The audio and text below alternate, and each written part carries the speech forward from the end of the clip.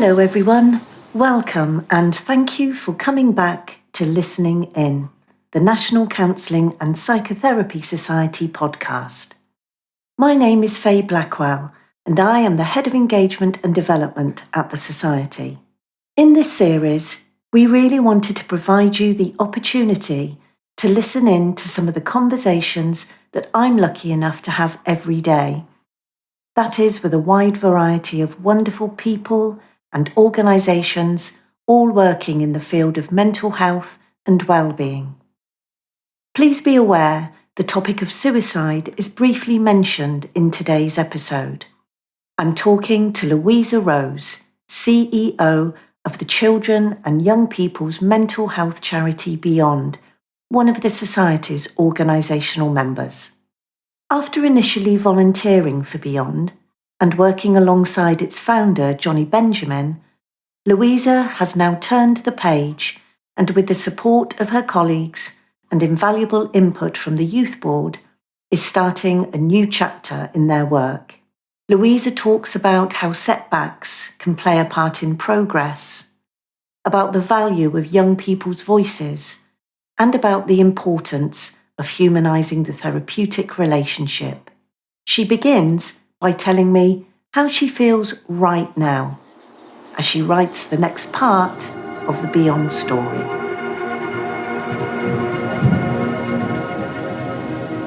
I am feeling hopeful, actually, right now. We had a really, really lovely event at the weekend where we were able to celebrate our volunteers. We get such limited face-to-face time with them that it was just really special. And, you know, when you get them all in a room and you look around and you just think, oh my God, like some of them are our youngest youth board member is 10 years old. I was just going to ask if this is your youth team that you mean.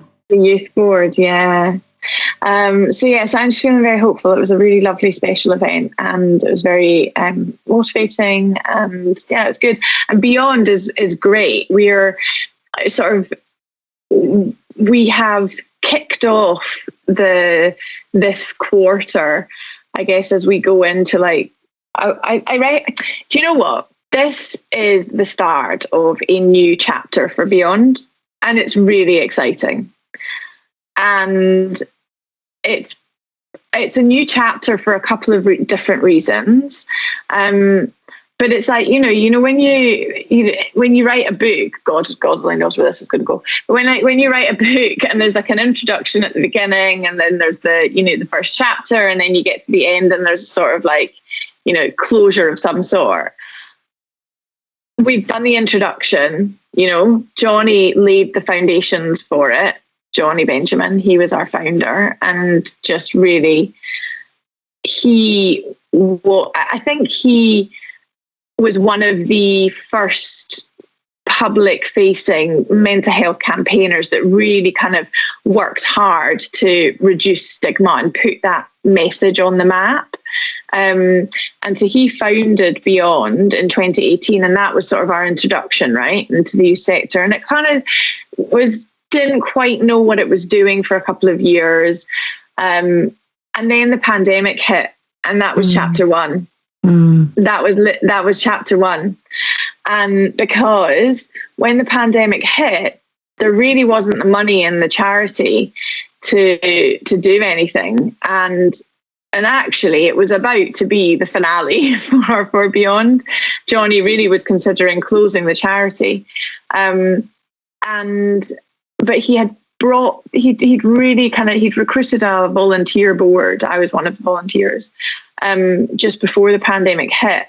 And he basically pulled us all together and said, you know, this pandemic's having the most awful impact on young people and their mental health and that of, you know, educators and school staff.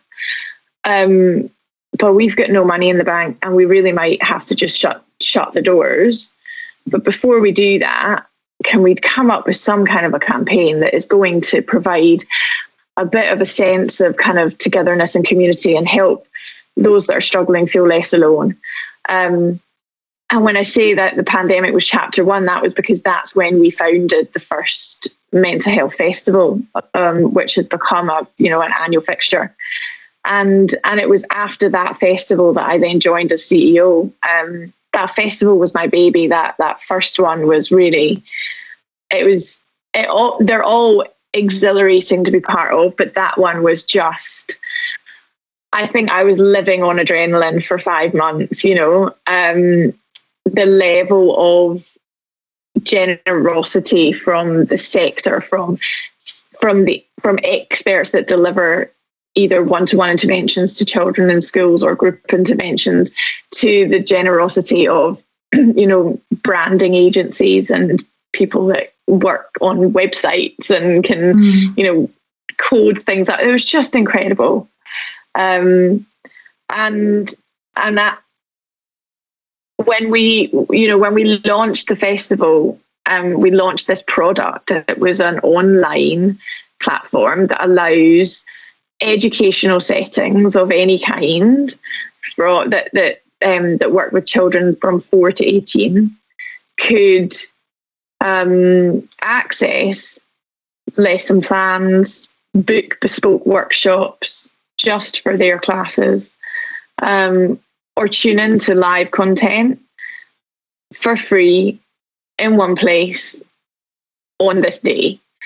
And that product has become a bit of a fixture in a lot of schools. So that first festival saw 1,200 educational settings take part. And that was the sort of regeneration, I guess, of Beyond. And it sort of set us on track for a kind of new strategy, which I've spent the last few years really developing and defining and refining. And it forms one of our key pillars of the work that we do at the charity now. But that was chapter 1. And I think that, we've just opened chapter 2, which is exciting because, the festival has gained so much traction and so much of a kind of higher profile, I guess. A lot of the sector now knows about it. It's a really, really amazing sort of celebration of collaboration within the sector. The largest national mental health organisations take part, as well as hundreds of independent practitioners, some of whom are probably on your books. And we are really excited to announce that Mental Health UK, which is an incredible nationwide organisation that has a bit more money than us, has agreed to partner with us for Now and Beyond 2025. So we'll be taking the festival in 2025 even further with their support and their resources, which is amazing. And that's why I think this is the next chapter, Oh, it's so well deserved as well, Louisa. I think we must have first met just between those chapters. I remember us having a discussion, maybe, 2 or 3 meetings in, where you were saying things are feeling pretty tricky. We're really up against it and we're really quite concerned. And you're absolutely flourishing now.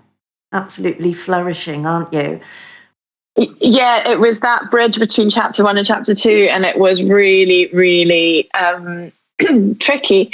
It's, we saw Johnny leave the charity and move on to, and actually move away from public facing work and move into mental health research, which has been great for him. But at the same time, I thought, what does the charity look like without Johnny? He's such a force, and so many people know him, and a lot of, I think, our network come to us or trust us because of his name. What I didn't realise is that we built the organisation such now that people trust us because of our name now, and that's really something to be proud of. But no, there was a moment when he had left, and I don't have any idea how we were going to continue to raise the money that we need to raise to be able to fund the different programs that we run. So the festival is just one of them. Interestingly, the festival is the lowest cost to the charity. We do it on such minimal budget. And it's actually providing the bespoke interventions into educational settings that cost us the greatest. But when we asked our youth board, who sit at the very centre of everything we do, as you know, we asked them what they value the most out of Beyond, what they think our most valuable and impactful programme is. Is it the festival? Is it our directory, which we have, which, provides a sort of way to improve awareness for those that work in educational settings of the local services that are around them? Is it that?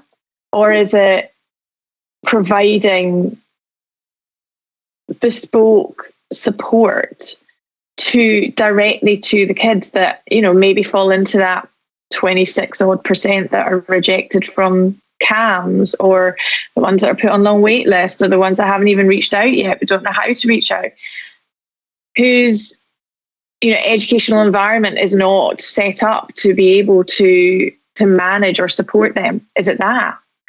And the trustees and I all agreed amongst ourselves of what we thought that the most important, that what that kind of hierarchy was. And it was the polar opposite of what the youth board thought. And everything that we do at the charity is so kind of heavily influenced by the youth board. So then all of a sudden, because they believe that the most important is actually providing that support to young people, and because that's what they thought, I started to panic, because I couldn't figure out how we were going to continue to fund it. Not because Johnny had left, that was very separate, but it was because it has become increasingly apparent that what we do with with those interventions is a very challenging product for UK trusts and foundations to fund. So where were we going to find that money? And we've realised a few different routes forward now, and it's involved us having to scale that programme back, which is a real shame. But at the same time, I'm really hopeful that that's just a short-term thing. But because of what we've done and how we've kind of restructured that programme, we call it our schools programme, and because we've identified new prospective funding streams that we're hopeful about, and because we have won a very significant bid from a global funder, I'm feeling hopeful again about that. And that, so there's a lot that's happening, and I think that we're at this point in time, we are in a robust situation for the charity. Our schools festival is going from strength to strength. Our youth board are going from strength to strength. So much so we actually had 2 of our youth board members redesign how volunteers actually get involved in our work and how they participate. And that's just been incredible, obviously, because, they're incredible. But of course we gave that to them, not to somebody else that, has nothing to do with the charity or is like 12 years older than them. And the schools programme now looks like it's got a future and a way forward. So things are feeling hopeful and bright for chapter 2, and I'm excited to see what happens. That's so lovely to hear. You're making my neurons fire all over the place. First of all, you've just reminded me of something that you mentioned when you spoke at our conference a few weeks ago, and you talked about listening to young people's voices is important, but not as important as then acting on what they're trying to tell us. And it sounds like you have absolutely, modelled that and lived that and put that into practice. It's so fascinating. How many organisations ask a group of young people, what do you think? And when it comes out the complete opposite to what you had imagined, still go with it. And sort of pull in that position of, well, we know better. That's so incredible to hear. If I'm honest, we were at a point where we thought we were going to close the schools programme.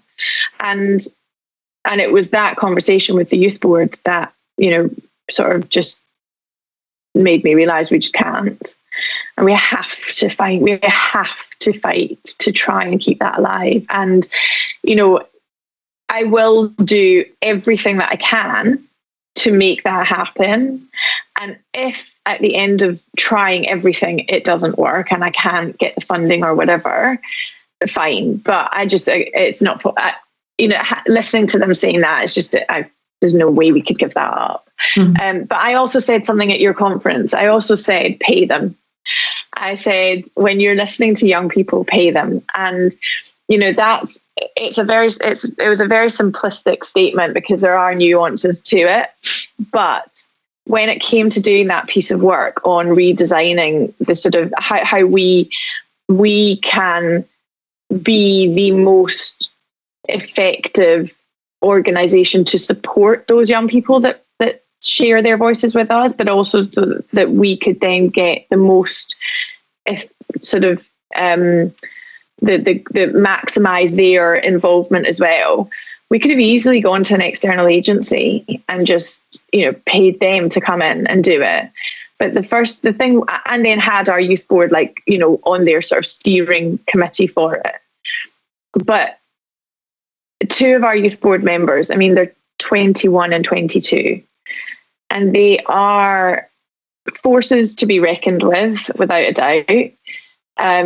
But they are also embarking on a career path in the third sector within the sort of consultancy space, on EDI, on, sort of strategy. Why would I not give them that opportunity? Why would I not give that funding to them instead of somebody else? So that's it has been amazing, and I'm excited. And I feel well equipped. I feel like they've given us the tools that we need to take it all forward, which is great. And they've done an amazing piece of work. Oh. It's Louise and Tanya, if anybody's listening and wants to know about them, because they're brilliant. Really, really brilliant. Sounds beautifully sort of collaborative and inclusive, and everybody having that voice and coming at it from on the same level, as it were. Again, I'm thinking of, those power dynamics that sometimes can play out in any business, and charities too, I suppose. There's an observation that a few of our youth board members now have made to me, and it saddens me because of their experiences, but it just sort of fuels the flames of passion to change it for me. And they've said, they have given their voices and shared their voices in organisations, massive national organisations, on sort of steering groups, whether that's the young black male steering group or whether it's the disability or whatever it might be. And their voices have been requested. And then not only have they not been acted on, they've not even made it up the chain. So it's not like, they feel like the level of accessibility and beyond to everybody and beyond, including our trustees, senior leadership, trustee. We're small, I get that. Okay, so it's different. But if you really want to create a very accessible and a very inclusive organisation, you can. There's even in the large organisations, you can, because if that's one of your priorities, then you'll make it happen. And so, I do think, our trustees are phenomenal. They have such open hearts and open minds, and they open their doors to our youth board, quite literally, but they do. They want our youth board and our volunteers to know that if they want to get in touch with them, that they absolutely can. Now, I don't think that's true across a lot of the sector. I don't think you get that as much. So yeah, it's about equity, and it's about creating those paths for access, those pathways for access, I think. Equity, that's exactly it, isn't it? Exactly it. The other thing that really stood out to me that as you were describing the evolution of Beyond and the ups and downs and the pauses and the halts that have occurred throughout and then the regrowth, the rebirth almost to a certain degree of it, and redirection. I think if we bear in mind that so many people that listen to this will be mental health professionals, counsellors, psychotherapists for the most part, they will really understand that as such a necessary process when they're sat in a room with a client, be that adult, young person, child, whatever, that all of that is part of what helps us develop and grow, and it creates resilience, the ability to adapt, the ability to let go of something that we thought we wanted, and then, take stock and reflect and go, actually, maybe if we were just able to adapt that or change that direction slightly, or our mindset slightly, may take us onwards and upwards. I often use an analogy of, when you're trying to overtake when you're driving, and you have to, just drop back, and you have to look behind you before you're able to go forwards. It's not just full steam ahead, is it? Do you know what I mean? And it sounds like that's as frustrating and difficult, and perhaps at times, upsetting that may have been for everybody involved in Beyond. It's being able to do that and sit in that discomfort has enabled you to be in this next chapter that you're starting and find yourself in now. Absolutely. I think it's I think it was absolutely necessary, and I think also it helps me to feel okay with the idea that I don't know what the future has for Beyond. I'm not. I want to do everything I can to push forward our reach, our impact, and to extend that. I don't know what that will look like. And I think that's okay. I don't necessarily, I don't want to kind of close the door on any possibility. And I think that then allows you to be a little bit more adaptable when those moments come when you're kind of, you're a bit unsure. And yeah, I know that I have such a passion for doing what I do. I'm meant to be doing what I'm doing right now. I didn't know that I was meant to be doing what I'm doing right now. That's, I guess, another example of needing to be adaptable.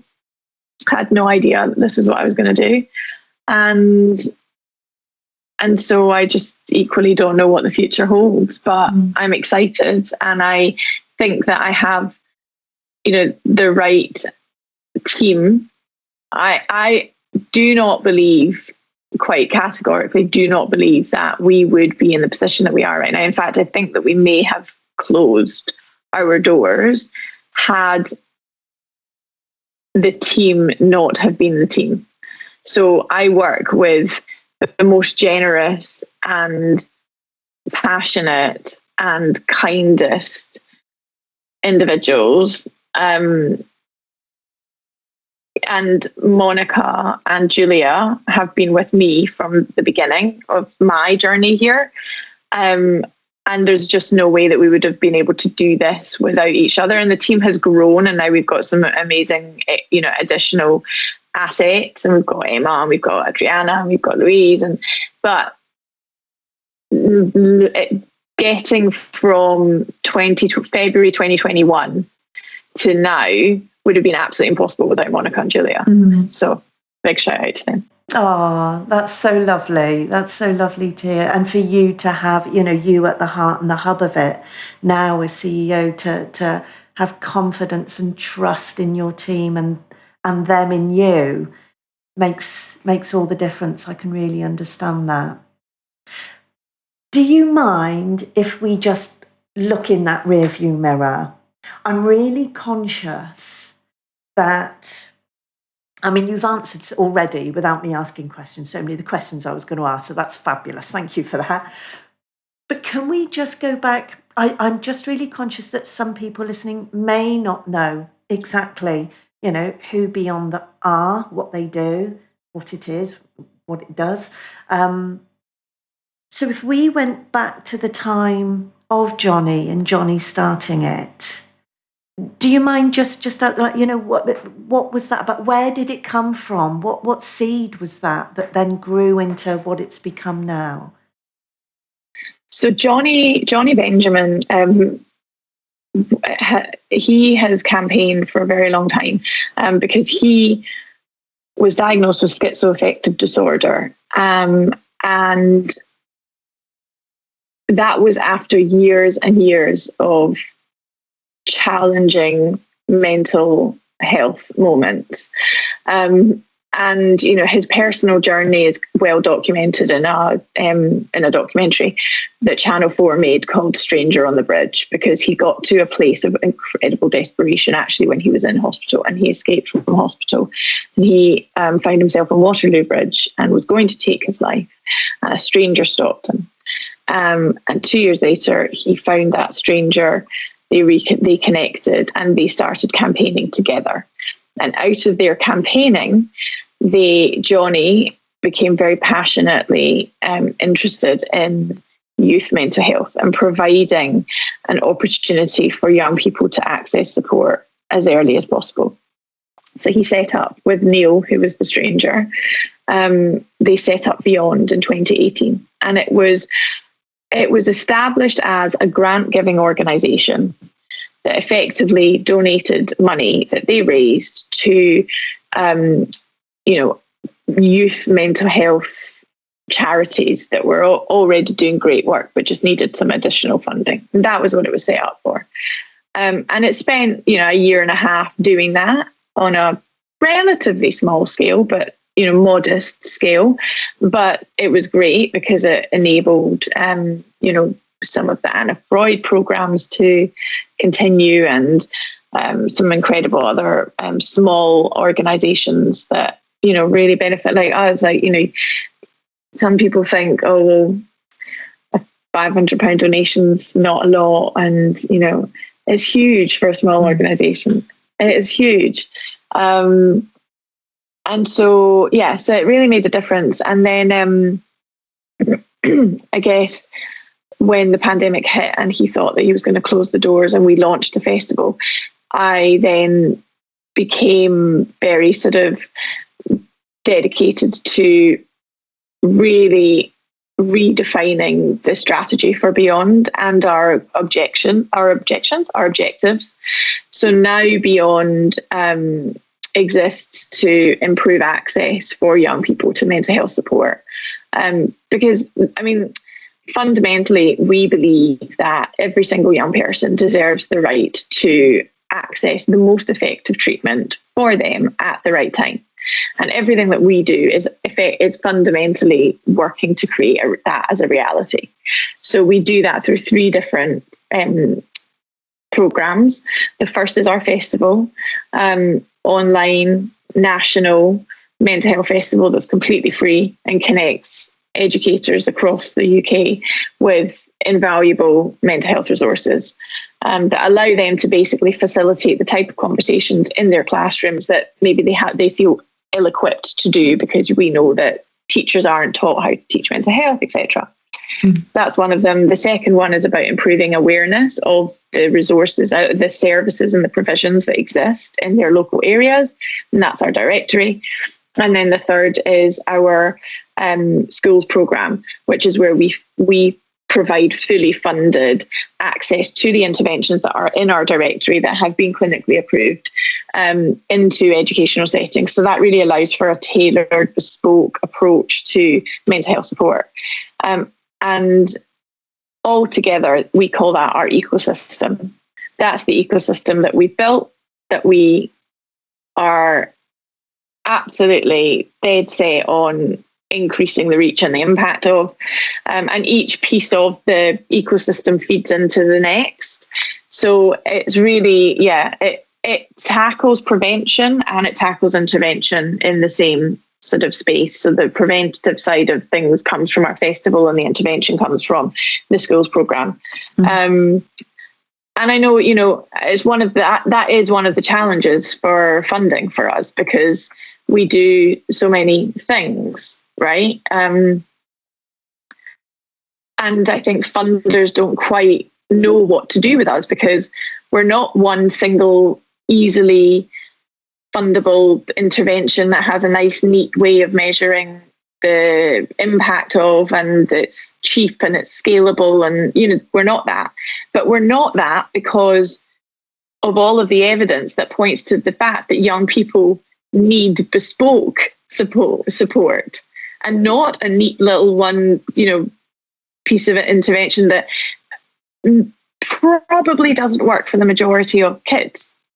So for us, it was about being nimble and being flexible, and being able to create products that meet the needs of kids in a way that works with the sector as opposed to competing with the sector. So we haven't reinvented the wheel for anything, because we are not the service provider, if you think about it like that. We're providing access to the service provider, because the service provision that exists in the UK is phenomenal. It's huge. It's amazing. The wealth and breadth of diversity within the types of therapeutic approaches that the UK has and is able to offer is immense. And the number of practitioners is. What is lacking is access to that support, is financial access from government. Because if you look across the sector, we should not just be looking at the third or voluntary sector. We should be looking across the sector, because the support exists. We've just got to work on bettering the access to that support. So that's kind of what we do. That's our focus. Funders don't like us for it though, but that's why we really, really like philanthropists and corporate partners. they get it. They get it. It's an interesting space to be. But that's, I think, why I know people obviously can't see us as we're speaking, but that's why I'm smiling so much and nodding vigorously at you, is because we know that we are so aligned on that people talk about there not being enough services and provision across the board for counselling, never mind for children and young people, and yet we know it is out there. It just doesn't all fit into that box that funders and the big stakeholders would like it to be part of, and that those of us that work in the sector recognise the importance of choice in that and personalisation in that. And for each individual, and in this case, obviously, we're talking about children and young people, to have that service provided to them that suits their own individual needs. We see it, we know it, we watch that play out, we know the evidence. And again, the people listening to this see this happening in their rooms day after day, in their clinic and practice. But yeah, it like you say, much like Beyond, it doesn't fit into that neat little box that some people would like it to. And I know we were going to talk a little bit about that, weren't we? About, the personalisation, and I think you mentioned some more evidence that's been coming out that you've been aware of, that points towards that being. Absolutely, that was it. Yeah, it was the BACP's report that came out that proved the kind of economic case for investing in that early intervention, particularly in counselling for schools. And we understand it's that children and young people deserve that face-to-face, that one-to-one support. And the earlier that we are able to provide that, the better the outcome. And so for us, it's about providing an opportunity for the education sector to request from us, in the absence of, the state funding counsellors in every school, providing them an opportunity to actually request that early intervention from us. And we work really closely with them to find the most suitable and most aligned therapeutic practitioner for those children. Because, like you and I have spoken about a lot in the past, thinking about humanising and humanising the sort of relationship, the therapeutic relationship, is so critical to a positive outcome. So for us, and we've seen it. We've heard it from our young people. We've heard it from our youth board. It's the most valuable part to them. It's the most meaningful part of what we do, is this. And, there isn't enough access for schools to be able to tap into those resources. And we need to improve that. We need to do better at that. But that personalisation is, and it's not always counselling, because for one, which I know is controversial to say over here, but for one, not at all. For one child, we've been able to provide school counselling for our full academic year into a number of settings now. But we've also been able to provide drama therapy or art therapy or suicide prevention workshops, because each cohort of young person that's coming through our application process, that, for hearing from teachers, have different needs. And what works for one doesn't work for the others. So we've got to think about that personalisation, because it's no good working towards early intervention if the intervention is not actually the right one for that child. That's key. So we work together with the staff at the school or the setting, whatever it is, because we work in mainstream and alternate provisions.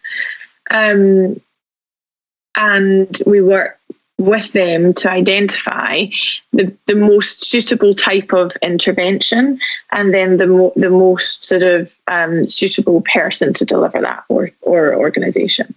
Yeah, absolutely. And we would wholeheartedly advocate that. And I'm sure, again, anybody that's listening would totally agree with that too. It isn't a one-size-fits-all approach in terms of the type of counselling, but it doesn't have to be counselling either.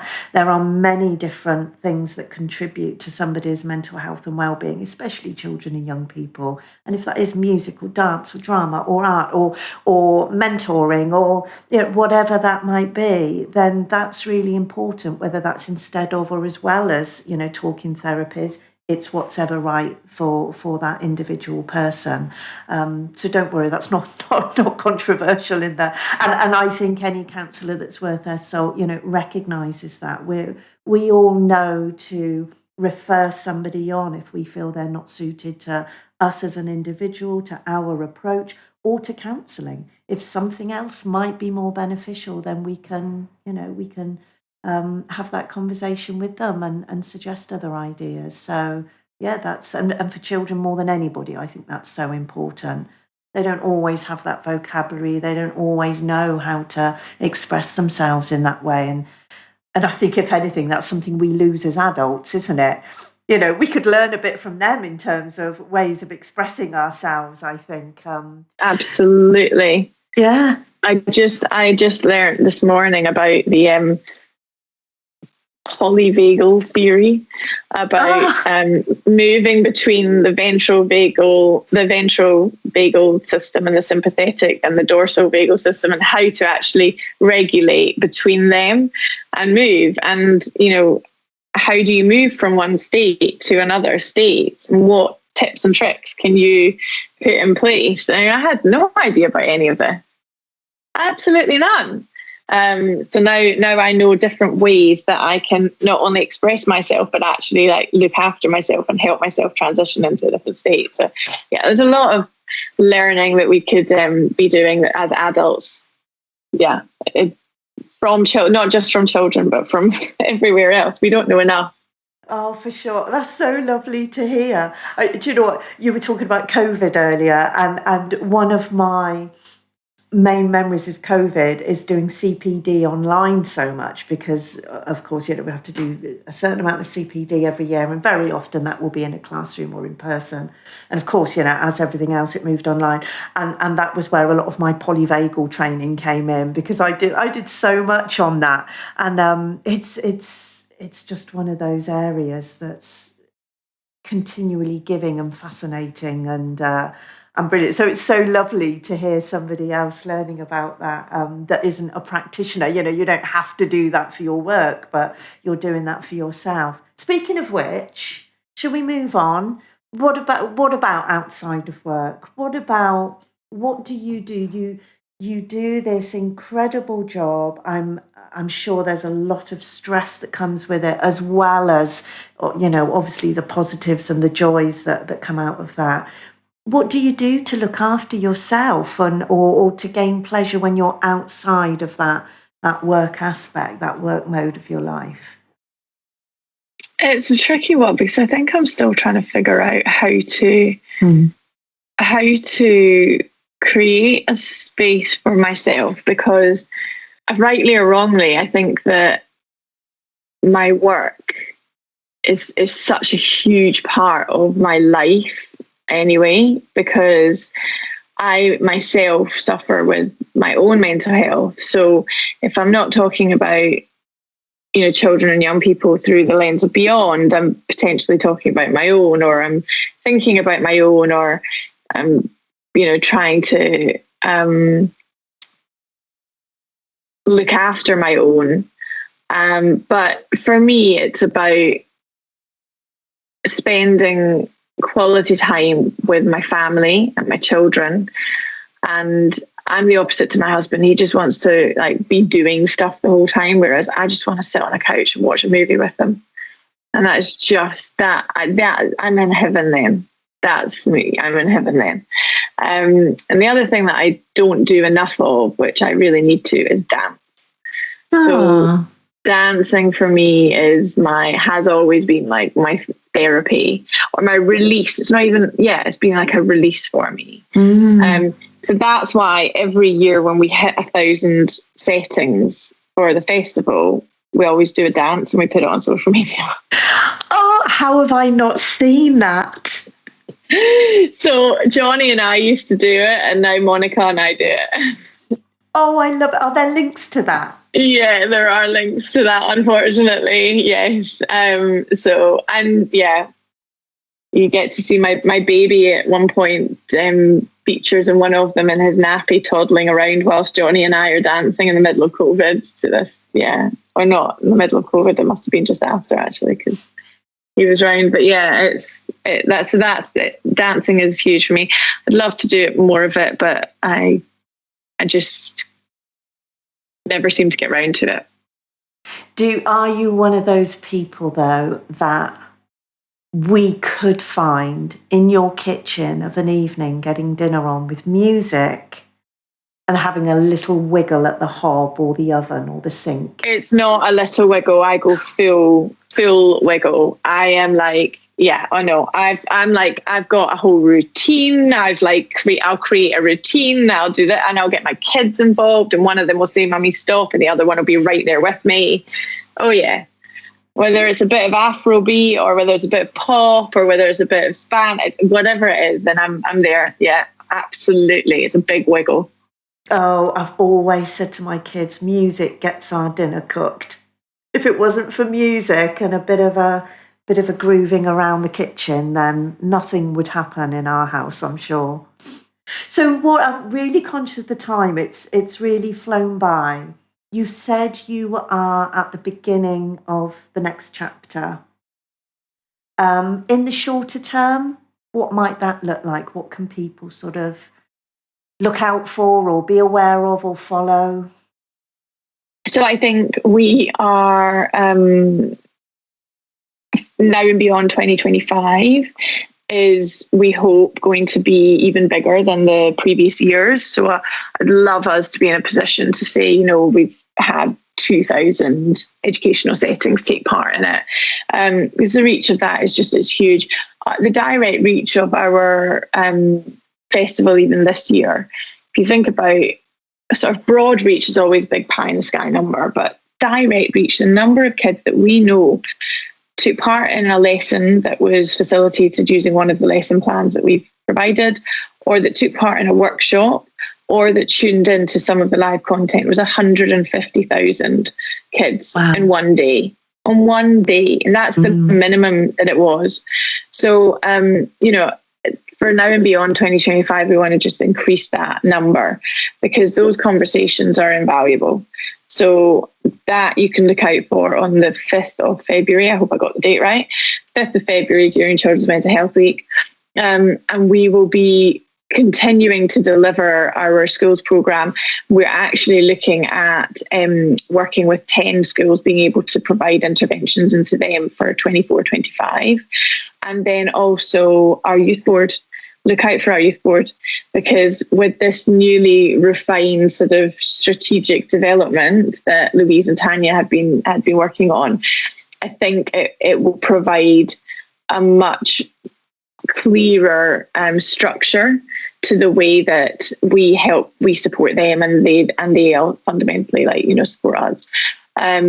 So it's those three things, but it's sort of, I've got tangible, I hope, ambitions for them. Sounds like exciting times ahead. Yeah, I hope so. I think so. Yes. I know you said earlier about you don't know what the future holds, and of course, I suppose none of us do, but I would see it as a bit like we've got this map and there's uncharted territory there, isn't there, on that map? And you could either look at that and go, oh my goodness, that looks scary, I've never been there before and I don't know what that holds. Or you could just be really curious and go, oh, don't know what that looks like. I wonder what that's going to look like. And it sounds like you're approaching it in that way as best you can anyway. Absolutely. Totally. But thanks so much for your time. Such a pleasure, always. Thank you to Louisa from Beyond for joining me today, and thank you for listening in. If you would like to know more about the work of Beyond, are interested in Johnny Benjamin's documentary The Stranger on the Bridge, or if you would like to see Louisa dancing, then all the links you'll need are in the show notes below. This podcast is brought to you by the National Counselling and Psychotherapy Society, a professional home for counsellors, psychotherapists, and over 120 wellbeing organisations across the UK. Autonomy, diversity, creativity, and community are at the heart of what we do. We are creating a positive space for conversations with people who share common beliefs and goals, because together our voice is louder. If you would like to know more about the NCPS, please visit www.ncps.com